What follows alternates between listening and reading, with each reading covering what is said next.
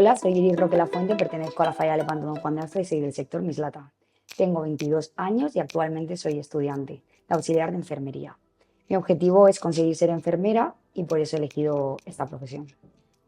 Pues soy fallera casi de toda la vida, pertenezco a la falla de Lepanto Don Juan de Arce desde hace 13 años y realmente el por qué acabé siendo fallera es algo bastante curioso y es porque a raíz de la pareja de mi madre, que era súper fallero, probé lo que eran las fallas y sabía y supe en ese momento que había encontrado mi lugar y mi lugar era ser fallera. Al escuchar mi nombre en la preselección sentí que estaba en una nube, me quedé congelada y no fue hasta el momento que vino un amigo mío de la comisión a cogerme y decirme, Iris, hay que salir, eres tú. Y fue cuando supe que estaba pasando este gran sueño.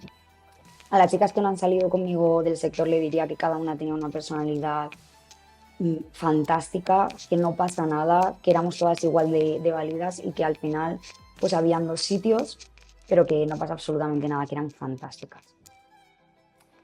Bueno, los artistas falleros que más me gustan tendría dos. Uno es Ceballos y Sanabria porque sus ninos me transmiten esa alegría, ese sentimiento de saber que estás en fallas.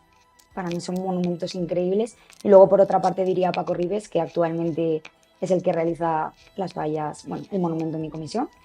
Y realmente, aunque no sean monumentos muy grandes, me encantan. O sea, los hace con tanto amor y tanta alegría que para mí eso es lo más importante. Y sobre todo tienen muchísimo ingenio y muchísima gracia. La indumentaria valenciana para mí es elegancia, realmente lo que es a una valenciana la viste de los pies a la cabeza.